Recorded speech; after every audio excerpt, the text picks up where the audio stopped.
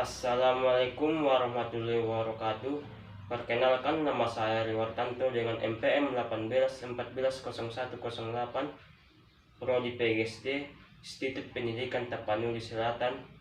Di sini saya akan membuat video mengajar pembelajaran IPA materi perkembangbiakan tumbuhan. Assalamualaikum warahmatullahi wabarakatuh. Selamat pagi anak-anak Bapak. Baiklah, sebelum pembelajaran kita mulai, ada baiknya kita berdoa ya. Berdoa dimulai.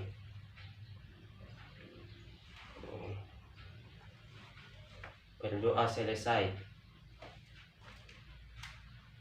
Sebelum kita melakukan pembelajaran kita hari ini, Bapak akan tanya pembelajaran kita minggu yang lalu. Apa saya pembelajaran kita minggu yang lalu? Tentang apa? Iya, betul. Minggu yang lalu kita belajar tentang perkembangbiakan hewan. Apa saya perkembangbiakan hewan? Iya, bertunas, bertelur. Bertelur juga bisa disebut dengan ovipar. Melahirkan disebut dengan vivipar. Dan bertelur dan melahirkan ovovivipar. Bagus, semuanya masih ingat kan? Baiklah, sekarang kita akan menjelaskan perkembangbiakan tumbuhan. Perkembangbiakan tumbuhan itu ada dua, yaitu perkembangbiakan vegetatif dan perkembangbiakan generatif. Pertama-tama Bapak akan menjelaskan tentang perkembangbiakan vegetatif.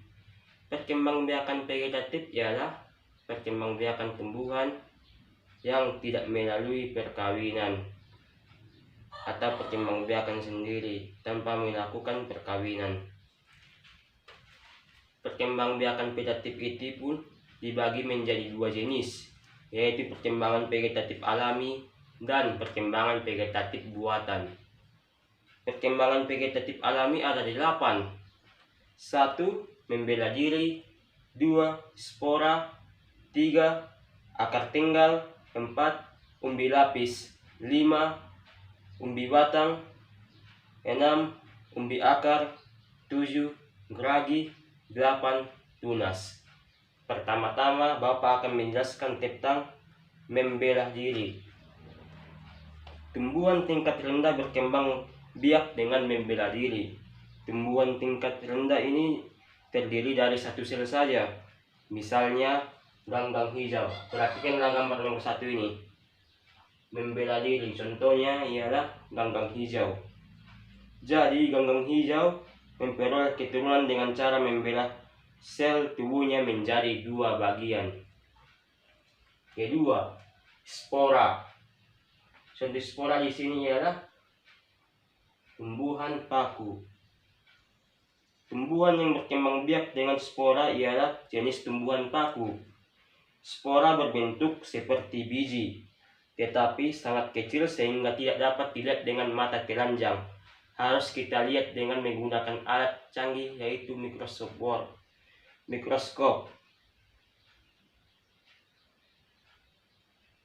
Spora dibentuk dan disimpan di dalam kotak yang disebut sporagium.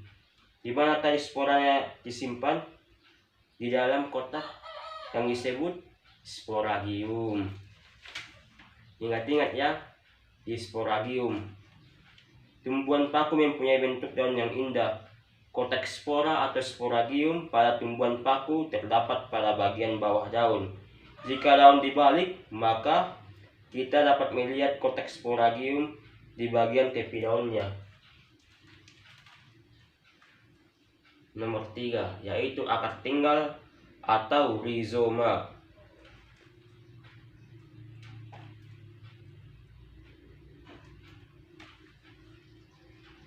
Akar tinggal atau rizoma merupakan batang yang tertanam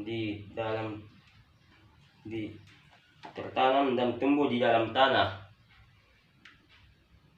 Batang tersebut tumbuh secara mendatar dan tampak seperti akar. Ciri-ciri akar tinggal adalah sebagai berikut. 1. Bentuknya mirip akar, tetapi berbuku-buku seperti batang dan pada ujungnya terdapat kuncup. 2. Pada setiap batang terdapat semacam daun yang berbentuk menjadi sisik. 3. Pada setiap ketiak sisik terdapat tunasnya. Di ujung rizoma atau tunas ketiak tumbuhan menjadi tumbuhan baru. Tumbuhan tersebut tetap bergabung dengan tumbuhan induk dan membentuk rumpun. Adapun contoh akar tunggal ialah bunga iris. Bisa juga dengan jahe, kunyit, lengkuas, rumput, dan lainnya. Nomor 4, kita akan membahas tentang umbi lapis. Apa di sini, gambar apa ini? Iya, bawang merah. Contoh umbi lapis ialah bawang merah. Bawang merah mempunyai bentuk berlapis-lapis. Umbi lapis yang berlapis-lapis dan di tengahnya tumbuh tunas disebut dengan umbi lapis. Umbi lapis terdiri dari daun yang mengelilingi cakram atau batang yang bengkak di dalam tanah. Pada permukaan atas dari setiap buku atau ruas, tumbuhan daun yang tebal dengan 1 atau 2 kuncup ketiak yang letaknya berdekatan sehingga seperti berlapis-lapis. Pada permukaan bawah dari setiap buku, tumbuhan akar serabut terdapat tepat di bawah batang atau cakram.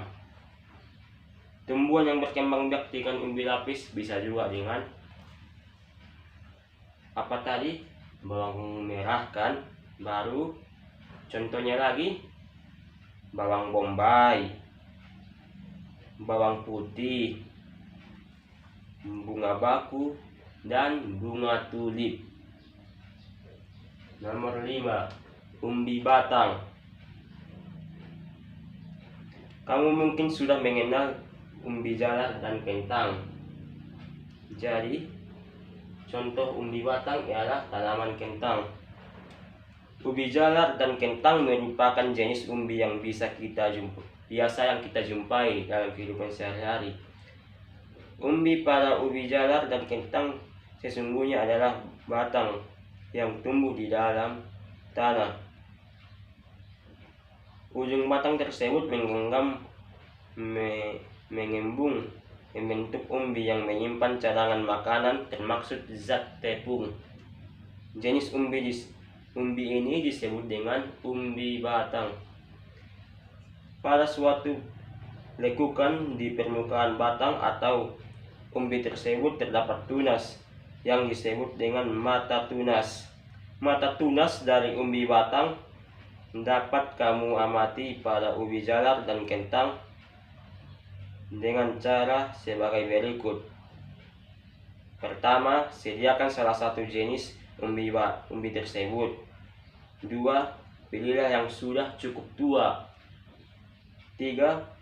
Taruh umbi di tempat yang lembab. 4. Lama-kelamaan pada lekukan di permukaan umbi akan muncul mata tunasnya. Umbi itu kemudian akan dipotong-potong berdasarkan mata tunas yang ada.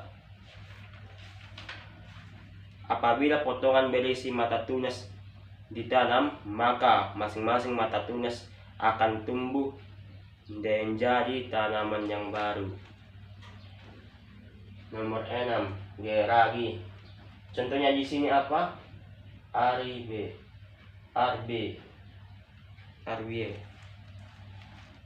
Batang yang tumbuh geragi atau stolon. Batang yang tumbuh menjalar di atas atau di bawah permukaan tanah disebut dengan geragi atau stolon. Tunas pada buku-buku batang dapat tumbuh menjadi tumbuhan baru. Ujung geragi yang menyentuh tanah akan membelok ke atas. Pada bagian bawah geragi muncul akar serabut. Kemudian, walaupun tetap berhubungan dengan induknya, tumbuhan ini tidak bergantung pada induknya. Contoh geragi ialah arbe, parangan, dan semanggi. Ketujuh, tunas atau anakan. Apakah kau pernah melihat pohon pisang di sekitarmu, di sekitar rumahmu? Banyak kan pohon pisang? Siapa yang ada pohon pisangnya di belakang rumahnya? Gak ada ya? Baiklah, coba perhatikan gambar pohon pisang ini dengan seksama. Apakah pohon pisang kecil tumbuh berdekatan dengan pohon pisang yang besar? Pohon pisang umumnya diperbanyak dengan menanam tunas yang masih muda. Di sekitar pohon pisang yang sudah besar atau baru berbuah, tumbuhan tunas pada pohon pisang baru. Tunas pohon pisang ini ada yang berjumlah 1, ada yang 2, ada pula yang lebih dari 2. Tunas-tunas di tumbuhan itu tumbuh berdekatan dengan pohon induk atau pohon pisang besar dan membentuk rumpun. Tunas berasal dari pohon induk. Tumbuhan dikatakan berkembang biak dengan tunas apabila tumbuhan dari induk tumbuh menjadi tumbuhan baru. Tunas pohon pisang tumbuh di pangkal batang pohon pisang induk di dalam tanah. Tunas pohon pisang itu tumbuh menjadi pohon pisang baru tak jauh dari pohon pisang induk dan membentuk rumpun.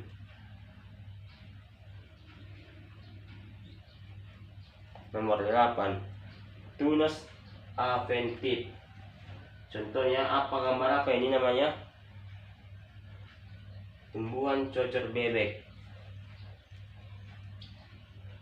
Tunas adventif adalah tunas yang tumbuhan bukan dari ujung batang ataupun ketiak daun. Contoh tumbuhan yang berkembang biak dengan tunas adventif ialah cocor bebek. Tunas tumbuhan baru muncul dari lekukan-lekukan pada daun cocor bebek. Tunas tersebut akan tumbuh menjadi tumbuhan baru. Perhatikanlah ini, yang di samping-samping daun ini kan, yang kecil-kecil kayak bintik-bintik. Inilah merupakan tunas-tunasnya.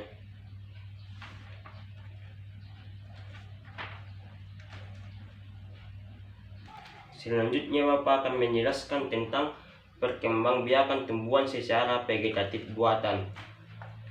Adapun perkembangbiakan tumbuhan secara vegetatif buatan ialah 3, yaitu cangkok, stek, dan runduk. Pertama Bapak akan menjelaskan tentang stek. Stek itu terbagi menjadi 2, yaitu stek batang dan stek daun. Perkembangbiakan dengan stek dilakukan dengan cara menanam bagian tertentu tumbuhan tanpa menunggu tumbuhan akar baru terlebih dahulu. Dibandingkan dengan cara perkembangbiakan vegetatif buatan lainnya, cara stek adalah yang termudah. Pertama-tama Bapak akan menjelaskan tentang stek batang. Potongan batang tumbuh yang hendak disetek harus mempunyai sebuah mata sebagai bakal tunas. Pohon batang yang umumnya merupakan batang yang cukup tua. Jenis yang dapat dikembangbiakan dengan stek batang antara lain adalah pohon rawan dan sirih. Adapun cara melakukan stek batang ialah: pertama, potonglah tanaman menjadi beberapa bagian dan buanglah daunnya yang ada pada daun-daunnya yang ada untuk mengurangi penguapannya. Seperti ini kan, nggak ada lagi daunnya. Baru nomor 3, tanamlah potongan batang di tanah yang gembur dan subur. Tanam di bawah tanahnya. Selanjutnya siram dengan air setiap hari. Jika telah tumbuh daun, buanglah peneduh dan biarkanlah tanaman baru tumbuh. Kedua, Bapak akan menjelaskan tentang setek daun. Perkembangbiakan dengan setek daun umumnya diterapkan pada tanaman hias, misalnya cucur bebek, begonia, dan lidah mertua atau Sansevieria. Daun yang disetek diharuskan yang cukup tua dan berwarna hijau segar. Jangan memilih daun yang berwarna kekuningan dan layu. Harus hijau tua yang segar ya. Jangan daun yang layu dan yang mau mati. Tanah untuk menanam juga harus gembur dan lembab. Perkembangbiakan dengan setek daun sangatlah sederhana. Daun cucur bebek yang setek misalnya cukup diletakkan di permukaan tanahnya. Beberapa hari kemudian tunas akar akan lekukan bagian tepi daun. Adapun cara setek daun. Pertama, pilihlah daun yang segar dan tidak sobek. Potonglah daun menjadi beberapa bagian. Baru ketiga, letakkanlah daun ke pot yang berisi tanah. Untuk cucur bebek, daun yang cukup diletakkan begitu saja. Untuk beligon, daunnya dipotong-potong menjadi segitiga, kan seperti ini. Dipotong-potong menjadi segitiga, baru ditancapkan di tanah.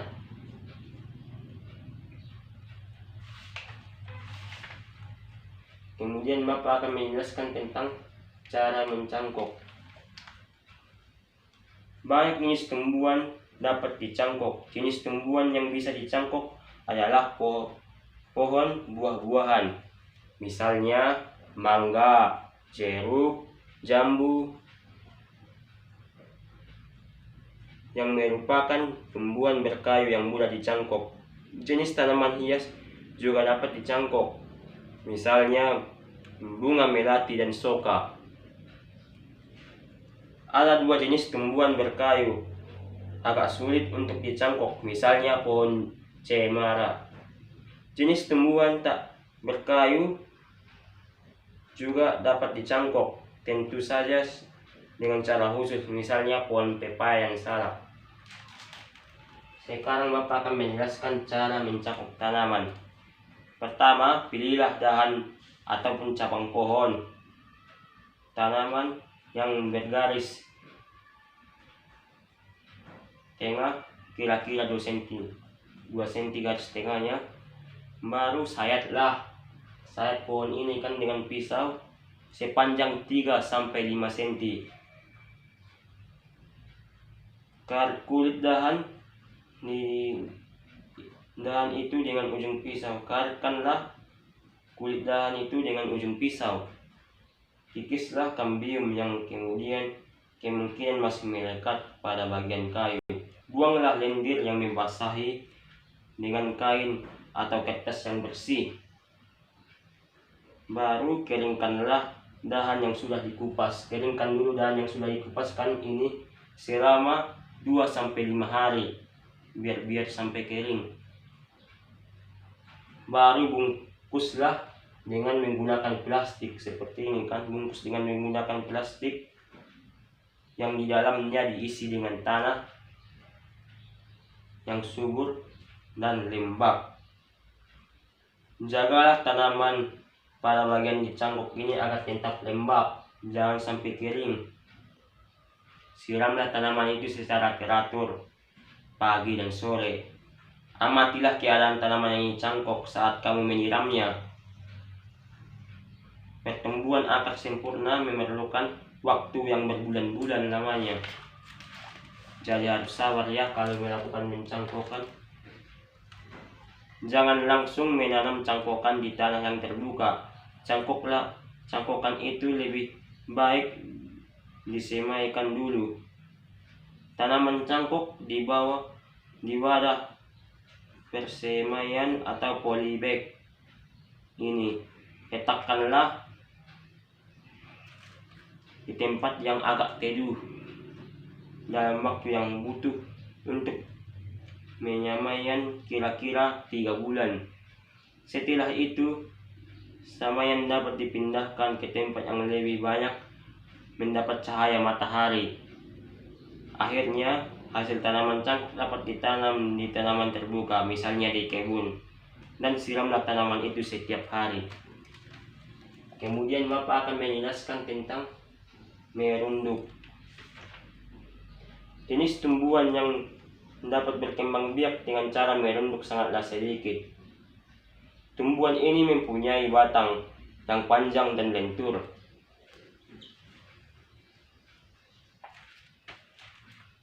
Tumbuhan yang dapat dikembangbiakkan dengan cara merunduk antara lain ialah melati, alamanda, apel, dan mawar pagar. Adapun cara melakukannya ialah: 1. Rundukkanlah cabang tumbuhan. Rundukkanlah cabang ke tumbuhan ini kan gambar nomor A. Kedua, tanaman cabang tumbuh tersebut. Tanam cabang tumbuhan tersebut, tanam di bawah tanah sampai di permukaan bawah tanah cabangnya. Ketiga, potonglah tangkai tumbuhan yang dirundukkan setelah tumbuh akar. Setelah tumbuh akar kita harus memotongnya ya. Kemudian tanaman hasil rundukan tersebut bisa kita lihat hasilnya. Baiklah, tadi Bapak sudah menjelaskan tentang perkembangbiakan tumbuhan secara vegetatif atau perkembangbiakan tumbuhan secara tak kawin. Sekarang Bapak akan menjelaskan perkembangbiakan generatif, yaitu perkembangbiakan dengan kawin. Perkembangbiakan tumbuhan secara generatif dialami oleh perkembangbiakan pada tumbuhan berbunga. Organ terpenting dalam perkembangbiakan generatif ialah bunga. Perkembangbiakan generatif diawali dengan peristiwa penyerbukan. Penyerbukan ataupun persarian adalah peristiwa serbuk sari jatuh di kepala putih. Penyerbukan akan diikuti dengan pembuahan. Jika tumbuhan berhasil, biji akan terbentuk. Biji menghasilkan calon tumbuhan baru. Jika ditanam atau jatuh ke tanah, biji akan menjadi tanaman yang baru. Pertama, Bapak akan menjelaskan tentang bagian-bagian bunga yang merupakan tempat paling penting dalam perkembangbiakan generatif. Apa aja nomor-nomor di sini bagian-bagian dari bunga? Putik bunga, kan? Benang sari. Terus mahkota bunga. Ini bakal bijinya. Lalu ini yang di bawah kelopak bunga. Yang paling bawah di bawah bunga tangkai dasar bunga. Lalu yang paling panjang kan tangkai bunganya. Pertama-tama Bapak akan menjelaskan tentang tangkai pada bunga. Tangkai bunga berhubungan dengan batang. Bagian ujung tangkai bunga yang agak membesar disebut dasar bunga. Ini kan dasar bunganya, bagian tangkai bunga yang agak membesar. Dan dasar bunga merupakan tempat melekatnya mahkota bunga. Di tangkai bunga inilah tempat melekatnya mahkota bunga ini. Kelopak bunga merupakan bagian yang menyelimuti bunga saat bunga masih menguncup. Saat bunga masih menguncup, kelopak bunga ini tertutup dan menyelimuti bunganya. Kelopak bunga akan membuka saat bunga mulai mekar. Mahkota bunga. Mahkota bunga merupakan bagian yang menyelimuti bunga saat bunga masih. Mahkota bunga pada umumnya merupakan bagian bunga yang paling indah, kan? Bagian bunga yang paling indah, warnanya pun cantik, kan? Mahkota bunga biasanya mempunyai bentuk dan warna yang menawan. Ini warna apa? Warna ungu kemerah-merahan. Oleh karena itu, keindahan bunga sangatlah ditentukan oleh mahkota bunga. Benang sari. Benang sari adalah alat kelamin jantan pada bunga.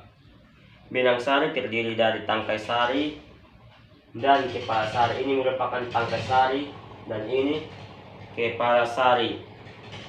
Di dalam tangkai sari terdapat butir-butir serbuk sari. Sekarang Bapak akan menjelaskan tentang putik. Putik adalah alat kelamin betina. Ini merupakan butik. Yang di tengah putiknya. Bagian putik paling ujung disebut dengan kepala putik. Bagian putik paling ujung, kepala putik. Bagian putik paling panjang disebut dengan tangkai putik. Ini merupakan tangkai yang paling panjang kan di putiknya. Ini merupakan tangkai putik. Putik pada bagian bawah merupakan berisi bakal buah. Ini kan putik bagian bawah di bakal buahnya atau bisa disebut dengan bakal bijinya. Di dalam bakal buah terliput dengan bakal bijinya. Ini bakal bijinya, ini bakal buah. Di dalam bakal buah terdapat dalam bakal biji kan. Dan bakal biji mempunyai dua inti, yaitu sel telur atau ovum dan calon lembang. Sekarang Bapak akan menjelaskan tentang penyerbukan dan pembuahan. Coba perhatikan gambar ini kan, gambar penyerbukan dan pembuahan. Apabila serbuk jatuh dan menempel di kepala putik, serbuk sari jatuh dan menempel di kepala putik, serbuk akan dilalui membentuk bulu serbuk sari. Maka kedua inti serbuk sari akan membuahi kedua inti bakal biji. Sel telur atau ovum yang dibuahi tumbuhan menjadi biji. Calon lembang yang dibuahi tumbuh menjadi lembang. Nah kan, sel ovum dibuahi kan menghasilkan pembuahan baru, calon tumbuhan baru, daging tumbuhan baru, biji, kecambah, tumbuhan baru, sampai seterusnya menjadi tumbuhan dewasa. Selanjutnya tumbuhan biji tumbuh menjadi bakal tunas. Ini kan bijinya menjadi bakal tunas atau kecambah.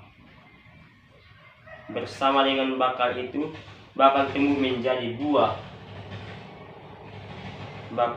Bakal tunas merupakan calon tumbuhan baru. Ini merupakan bakal tunas yang merupakan calon tumbuhan baru. Jadi jika biji telah matang ditanam, maka tanaman baru akan tumbuh. Tanaman baru akan dihasilkan dan berkembang biak secara generatif melalui biji seiring mengecewakan.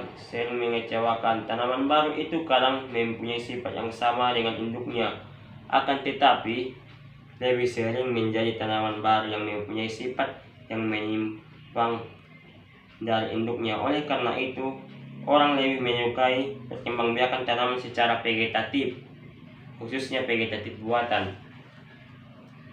Nomor 3, Bapak akan menjelaskan cara penyerbukan. Cara penyerbukan itu ada 4 cara, yaitu penyerbukan sendiri, penyerbukan tetangga, penyerbukan silang, dan penyerbukan bastar.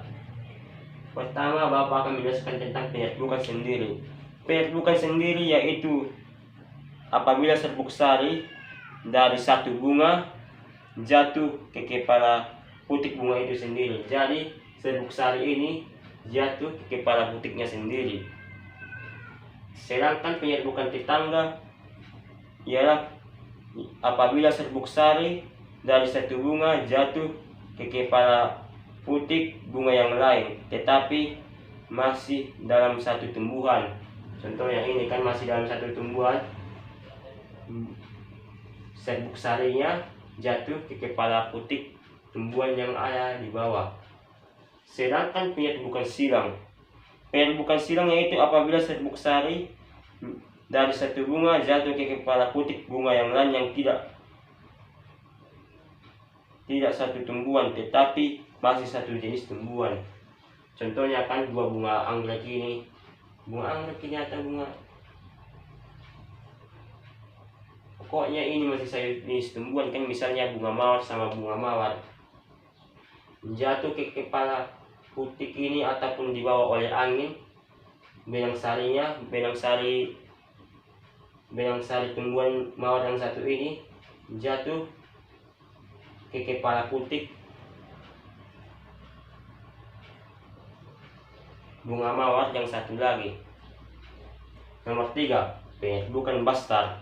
Penyerbukan bastar yaitu apabila serbuk sari dari satu bunga jatuh ke kepala putik bunga yang lain jenis namun varietasnya berbeda.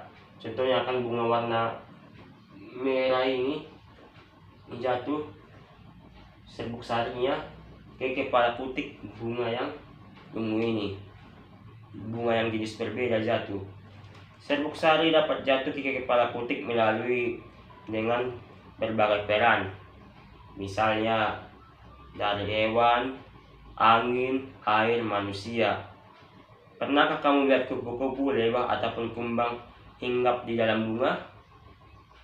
Untuk apa mereka hinggap pada bunga?